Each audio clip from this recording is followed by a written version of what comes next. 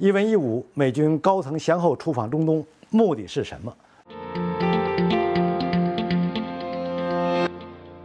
各位朋友，大家好，我是严树军，欢迎收看严树军论评。今天我们论评的主题是一文一武，美军高层先后出访中东，就为了偷石油。伊拉克战争爆发20周年之际，美国国防部长奥斯汀不宣而访，忽然跑到了伊拉克，目的是什么？老实说，当我看到这个消息的第一时间，我的反应是，美国多半是为了石油而来。说的再直白一点，就是为了偷石油。为什么这么说呢？我们先看一下前几天的另一条新闻，在奥斯汀出访伊拉克的3天之前，美国参谋长联席会议主席马克米利突然访问库尔德武装控制区的一座美军基地，这是他首次访问该地区。他表示，美国将继续支持库尔德武装打击恐怖组织，并保护叙利亚的石油资源。有趣的是，美利访问的这个地区恰好就是美国在叙利亚非法驻军盗采石油的重灾区，每天都有6.6万桶石油被美国盗采。这些盗取出来的石油因为无法直接从叙利亚售卖出境，美军一般通过油罐车将石油拉到哈萨克省东北部与伊拉克交界的一个叫瓦利德的过境点，再通过此处将石油运到伊拉克出售。而这些售卖石油获得的资金不仅会作为美军在叙利亚活动的经费，也会用来给库尔德武装提供支持。说白了，美国盗取的叙利亚石油就是让美军和库尔德武装瓜分了。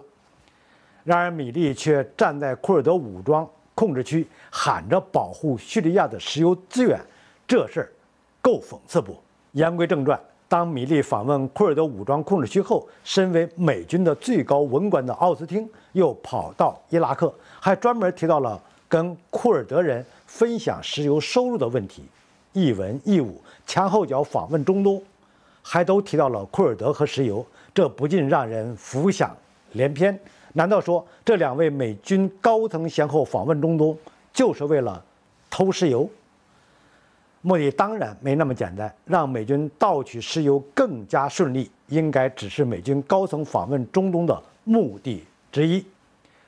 除此之外，至少还有以下几个目的：一、